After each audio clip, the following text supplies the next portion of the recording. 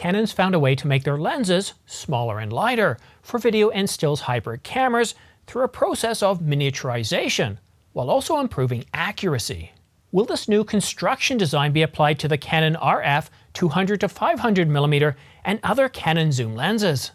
Stick around after this short message for all the details. But first, subscribe to this channel for a chance to win a Canon EOS R5. I'll be giving one away to one lucky subscriber once this channel reaches 100,000 subscribers. Anyone above the age of 18 with a valid mailing address is eligible. Additional terms and conditions are linked in the description down below.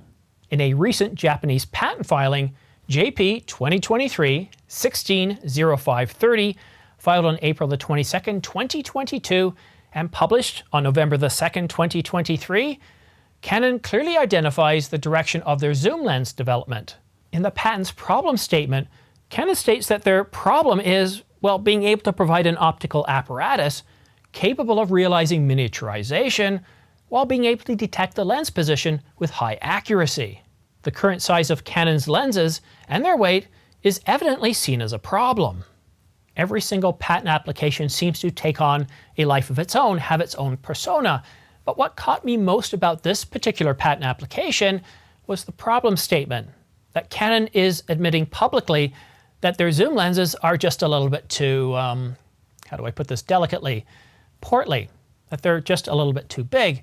And it might seem a little bit shallow at first, but if you think about it, the whole purpose of this patent application is actually to slim down the lenses to make them lightweight, or at least the components within inside the lenses to be lightweight, and that provides better performance. And if you think about it, that's actually a good thing.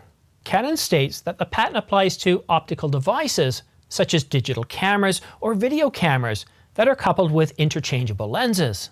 It is required to reduce the size of the lens barrel radial direction and the entire length while being capable of varying magnification.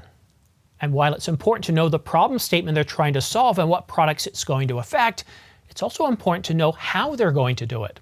And that is spelled out in the patent filing through various blueprints, embodiments, and the patent description, explaining how they've reduced the size of internal components while realizing the exact position of the zoom apparatus as being the key. Canon solves the problem by re-engineering the lens architecture. In this first blueprint, we have a cross-section of the zoom lens.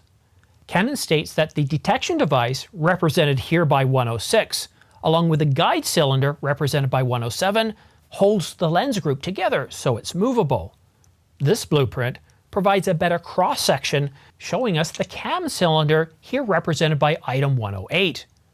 It can now be rotated and held by the guide cylinder, and item 106 alpha detects if the cylinder is actually engaged, its position and direction of movement.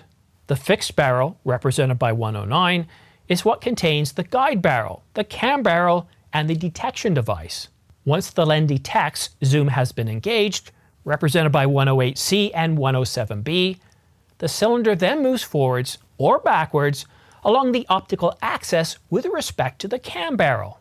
By rearranging and rethinking the lens architecture, by better being able to detect the lens position, resulting in a more compact lens for both internal and external lenses.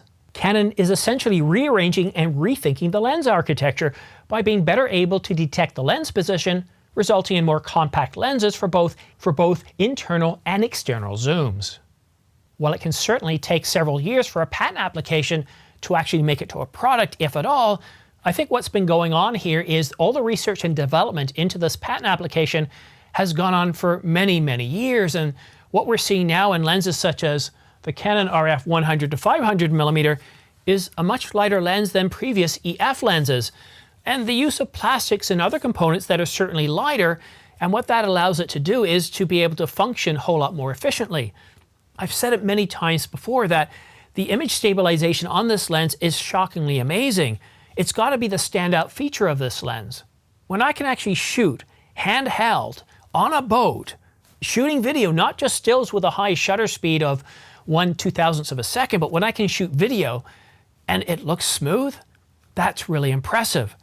And I think what we're seeing with other lenses, such as Canon's recently announced 24-105 f2.8, With that new power zoom capability being powered from the camera itself, I think what we're seeing here is the technology from this patent application already showing up in lenses, and that this patent filing, which was filed last year and has just now been published, I get a sense that Canon's applied this technology for several years. But maybe I'm wrong. Maybe they're taking this existing technology of zoom lenses and being able to reduce the size of components of the parts and make them even more efficient, even more lightweight, and allowing us to collapse them even more, ready for storage. I mean, this is, after all, a 100 to 500 millimeter f4.5 to 7.1, and just look at the size of that. That is really small. That is just over the length of my hand. That's impressive. And I think this continued innovation that we're seeing with RF lenses is a good thing. It's something that benefits all of us. Now, I did think of opening this lens up to go inside and to see if it represented what we're seeing in the patent diagrams. And I didn't want to take that chance because this lens costs around $2,900. And if I screwed up, that would be an expensive video and one that I certainly wouldn't get any payback from. So I really don't know how far Canon has taken the technology in the patent application and applied it to current lenses, such as the 200 to 800 millimeter, the 100 to 500 millimeter, or even the 24 to 105 f2.8L image stabilized USM Z. And I know what some of you are thinking. Yes, but some of these lenses are being made with inferior parts. They're getting plastic, and I'll agree that this lens uses more plastic than previous EF lenses. But you see, plastic isn't necessarily a bad thing. I want to take you back to the 1980s. Now, I was young at the time. I was a teenager. And what I heard from a lot of people at the time is they don't make cars like they used to. It used to be if you crashed into a wall or anything at around 5 or 10 miles an hour, the car didn't suffer any damages. Now, you might get a headache or a scratch on your face from hitting the dashboard, but the car was fine. Well, you see, since the 1980s, and maybe going back a little sooner or earlier, the cars were designed that when they hit something at a high rate of speed, that the car would collapse and compress, absorbing the energy so we wouldn't. And that's what we're seeing in some of these lenses, such as the 100 to 500 millimeter. I should just keep it in my hands.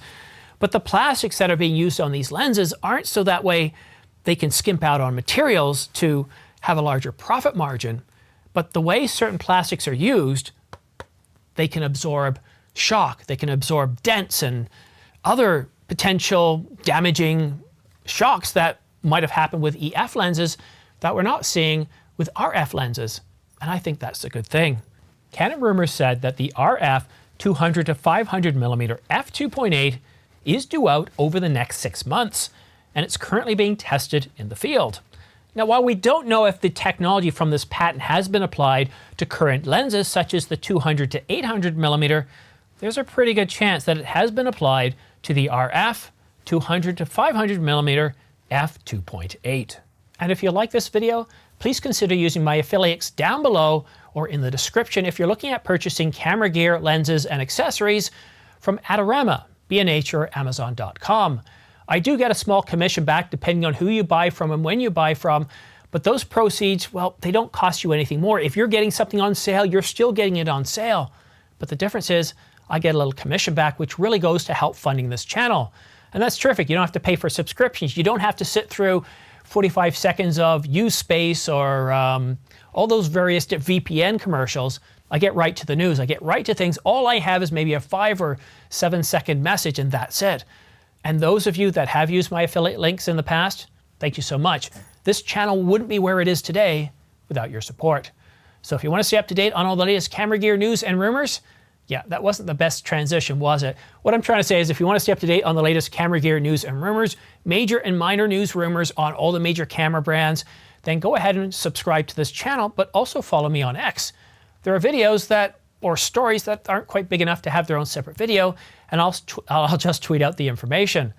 But that's it for now. Thank you so much for watching. Have yourself a great day, a great weekend, and we'll see you again soon.